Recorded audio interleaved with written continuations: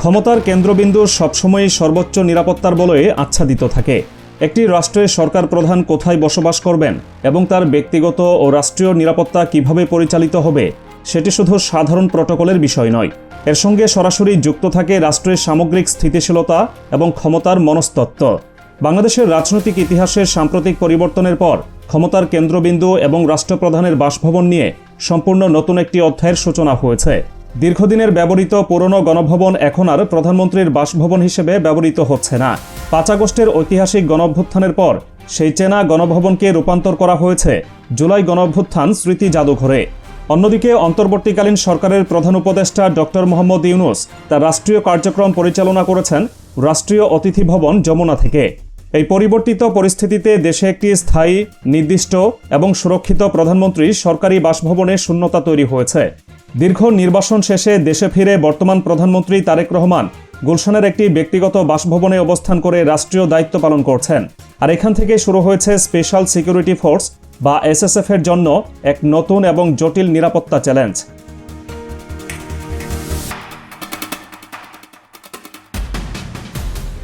গুলশানের মতো একটি অত্যন্ত ব্যস্ত আবাসিক এবং বাণিজ্যিক এলাকার মিশ্রণে অবস্থিত সাধারণ বাসভবন থেকে রাষ্ট্র পরিচালনা করা একজন সরকার প্রধানের জন্য মোটেও অনুকূল নয়। রাষ্ট্রপ্রধানের প্রটোকল অনুযায়ী তার বাসভবনের চারপাশে একটি নির্দিষ্ট স্টেরাইল জোন বা সম্পূর্ণ ঝুঁকিমুক্ত এলাকা বজায় রাখতে হয়। কিন্তু গুলশানের ওই উন্মুক্ত পরিবেশে প্রতিদিনের ভিআইপি মুভমেন্ট, দেশি বিদেশি কূটনীতিকদের আনাগোনা এবং নিরাপত্তা বাহিনীর ব্যাপক উপস্থিতির কারণে পুরো এলাকার স্বাভাবিক জীবনযাত্রা মারাত্মকভাবে ব্যাহত হচ্ছে। রাস্তাঘাটে দীর্ঘ যানজট, সাধারণ মানুষের চলাচলে বিধিনিষেধ এবং জরুরি সেবার গাড়িগুলোর বাধাপ্রাপ্ত হওয়া নিত্যনৈমিত্তিক ঘটনায় পরিণত হয়েছে। এসএসএফ এর ম্যানুয়াল অনুযায়ী একটি সাধারণ আবাসিক এলাকায় শতভাগ নিশ্ছিদ্র নিরাপত্তা নিশ্চিত করা প্রায় অসম্ভব।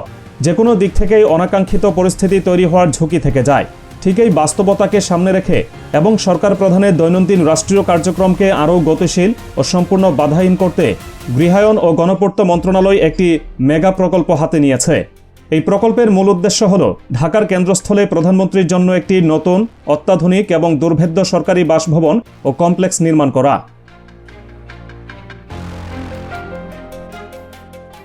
নতুন এই বাসভবন নির্মাণের জন্য ঢাকার সবচেয়ে সুরক্ষিত এবং ঐতিহ্যবাহী ভিআইপি এলাকাগুলোকে বেছে নেওয়া হয়েছে। গৃহায়ন ও গণপূর্ত অধিদপ্তরের প্রাথমিক পরিকল্পনা অনুযায়ী হেয়ার রোড, মিন্টো রোড অথবা বেইলি রোডের মতো হাই সিকিউরিটি জোনগুলোর মধ্যে কোনো একটি স্থানকে এই মেগা প্রকল্পের জন্য চূড়ান্ত করা হতে পারে। এই এলাকাগুলো ব্রিটিশ আমল থেকেই প্রশাসনিক এবং রাষ্ট্রীয় গুরুত্বপূর্ণ ব্যক্তিদের বাসভবনের জন্য ব্যবহৃত হয়ে আসছে। তবে একজন সরকার প্রধানের বাসভবন এবং তার সচিবালয় নির্মাণের জন্য বিশাল পরিসরে জমির প্রয়োজন। সরকারি সূত্র মতে এই কমপ্লেক্সটি নির্মাণের জন্য ওই এলাকার ৫ থেকে ৬টি বড় সরকারি স্থাপনা ও বাংলো একসঙ্গে অধিগ্রহণ করার পরিকল্পনা চলছে। অধিগ্রহণকৃত এই বিশাল জায়গার উপর গড়ে তোলা হবে আন্তর্জাতিক মানের সুযোগ সুবিধা সম্বলিত একটি অত্যাধুনিক কমপ্লেক্স, যেখানে প্রধানমন্ত্রীর বাসভবন, ব্যক্তিগত সচিবালয়, ভিভিআইপি অতিথিদের জন্য বিশ্রামাগার এবং নিরাপত্তা বাহিনীর জন্য পৃথক ও স্বয়ংসম্পূর্ণ ব্যারাক থাকবে। মূল লক্ষ্য হল প্রধানমন্ত্রীকে যেন দৈনন্দিন দাপ্তরিক কাজের জন্য অতিরিক্ত মুভমেন্ট করতে না হয় এবং একই কমপ্লেক্সের ভেতর থেকে পুরো রাষ্ট্রযন্ত্র নির্বিঘ্নে পরিচালনা করা সম্ভব হয়।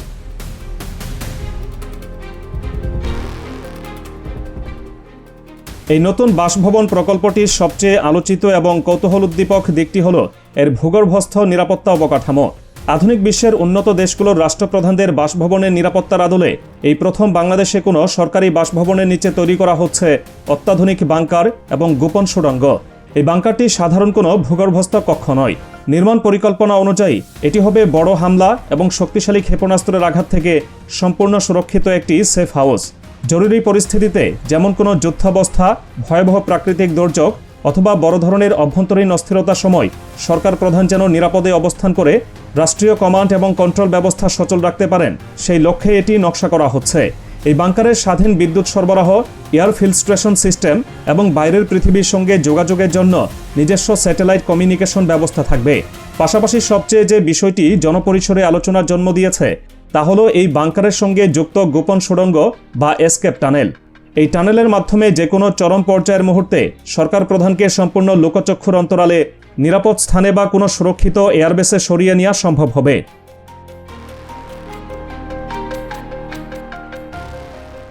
মাটির নিচের এই সুড়ঙ্গ এবং বাংকার নির্মাণের খবর প্রকাশ্যে আসার পর রাজনৈতিক অঙ্গনে বিভিন্ন ধরনের প্রতিক্রিয়া সৃষ্টি হয়েছে। বিরোধী রাজনৈতিক দলগুলো এই বিপুল ব্যয়বহুল এবং অতি সুরক্ষিত স্থাপনার পেছনের মূল উদ্দেশ্য নিয়ে নিজেদের অবস্থান পরিষ্কার করছে। তাদের দাবি, ৫ আগস্টের গণঅভ্যুত্থানের পর যে কোনো সরকারের ভেতরেই একটি মনস্তাত্ত্বিক চাপ তৈরি হওয়া স্বাভাবিক। সেদিনে সেই ঘটনা প্রমাণ করেছে, সাধারণ মানুষের ক্ষোভ যখন রাজপথে বিস্ফোরিত হয় তখন কোনো দেয়াল বা ব্যারিকেডই তাদের আটকাতে পারে না। পুরনো গণভবনের মতো একটি অতি সুরক্ষিত স্থাপনার পতন এই বাস্তবতায় স্মরণ করিয়ে দেয়। বর্তমান সরকার দেশের বিভিন্ন কাঠামোগত সংস্কার, নতুন রাজনৈতিক বন্দোবস্ত এবং রাষ্ট্র মেরামতের জন্য জটিল বিষয়গুলো নিয়ে কাজ করছে। মাঠে বিভিন্ন রাজনৈতিক দলের সক্রিয় উপস্থিতি এবং মাঝে মধ্যেই রাজপথ উত্তপ্ত হওয়ার মতো ঘটনা ঘটছে। এই ধরনের একটি ট্রানজিশনাল বা পরিবর্তনশীল রাজনৈতিক পরিবেশে রাষ্ট্রের সর্বোচ্চ পর্যায়ে নিরাপত্তার কোনো ঘাটতি রাখতে চাইছে না প্রশাসন। রাষ্ট্রীয় নিরাপত্তা সংস্থাগুলোর কাছে সরকার প্রধানের জীবনের সুরক্ষা নিশ্চিত করাটাই সর্বোচ্চ অগ্রাধিকার। তাই তারা অতীত থেকে শিক্ষা নিয়ে ভবিষ্যতে যে কোনো অনাকাঙ্ক্ষিত পরিস্থিতি মোকাবেলার জন্য একটি স্থায়ী ও টেকসই ডিফেন্স মেকানিজম তৈরি করছে।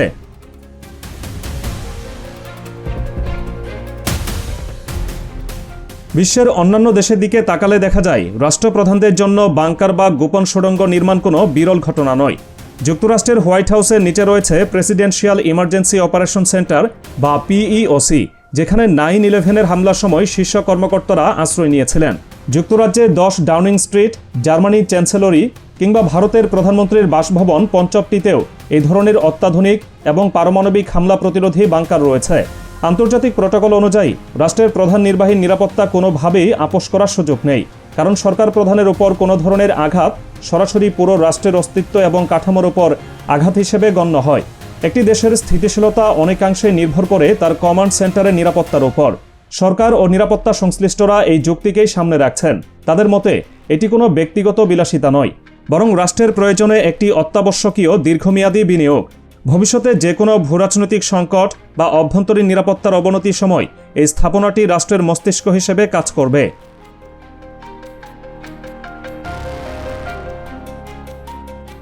তবে এই প্রকল্পের অর্থনৈতিক দিকটি নিয়েও ব্যাপক আলোচনা চলছে। বাংলাদেশ একটি উন্নয়নশীল দেশ, যেখানে প্রতিনিয়ত অর্থনীতিকে মজবুত করার সংগ্রাম করতে হচ্ছে। শিক্ষা, স্বাস্থ্য, কর্মসংস্থান সৃষ্টি এবং দারিদ্র্য বিমোচনের মতো মৌলিক খাতগুলোতে এখনও বিশাল অঙ্কের রাষ্ট্রীয় বিনিয়োগের প্রয়োজন। এমন একটি আর্থসামাজিক প্রেক্ষাপটে প্রধানমন্ত্রীর বাসভবনের জন্য বিপুল পরিমাণ অর্থ ব্যয় করে মেগা প্রকল্প বাস্তবায়ন করা কতটা যৌক্তিক, সেটি নিয়ে নাগরিক সমাজে দ্বিমত রয়েছে। জনগণের করের টাকায় নির্মিত এই ধরনের হাই সিকিউরিটি জোন এবং বিলাসবহুল কমপ্লেক্স সাধারণ মানুষের মনে এক ধরনের দূরত্বের অনুভূতি তৈরি করতে পারে। রাজনৈতিক ইতিহাস সাক্ষ্য দেয়, জনগণের স্বতঃস্ফূর্ত সমর্থন এবং আস্থাই হল যে কোনো সরকারের সবচেয়ে বড় রক্ষা কবচ। যখন শাসক এবং শাসিতের মধ্যে আস্থার সম্পর্ক সুদৃঢ় থাকে, তখন রাষ্ট্র পরিচালনা অনেক বেশি সহজ হয়। অপরদিকে রাষ্ট্রপ্রধান যখন জনগণের আওতার বাইরে একটি দুর্ভেদ্য বলয়ে অবস্থান করেন, তখন তৃণমূলের সঠিক তথ্য এবং মানুষের বাস্তব অবস্থা অনেক সময় ক্ষমতার শীর্ষ পর্যায়ে পৌঁছাতে বাধাগ্রস্ত হয়। গৃহায়ন ও গণপূর্ত মন্ত্রণালয় এবং নিরাপত্তা সংস্থাগুলো বর্তমানে এই প্রকল্পের ফিজিবিলিটি স্টাডি বা সম্ভাব্যতা যাচাইয়ের কাজ এগিয়ে নিচ্ছে। ঢাকার মাটির গঠন এবং ভূগর্ভস্থ পানির স্তরের কথা বিবেচনা করে এই বাংকার এবং সুড়ঙ্গ নির্মাণের জন্য বিদেশি বিশেষজ্ঞ প্রকৌশলীদের সহায়তা নেওয়া হতে পারে। কারণ এত গভীর একটি স্থায়ী এবং সুরক্ষিত স্থাপনা তৈরি করা অত্যন্ত জটিল একটি ইঞ্জিনিয়ারিং কাজ। পুরো প্রকল্পটি চূড়ান্ত নকশা, বাজেট এবং বাস্তবায়নের সময়কাল নিয়ে খুব শিগগিরই সরকারিভাবে বিস্তারিত তথ্য প্রকাশ করা হবে বলে আশা করা হচ্ছে।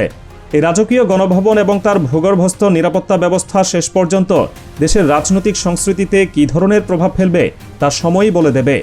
একদিকে রাষ্ট্রের প্রধান নির্বাহীর সর্বোচ্চ নিরাপত্তা নিশ্চিত করার আন্তর্জাতিক বাধ্যবাধকতা, অন্যদিকে একটি উন্নয়নশীল দেশের অর্থনৈতিক বাস্তবতা এবং জনগণের সেন্টিমেন্ট।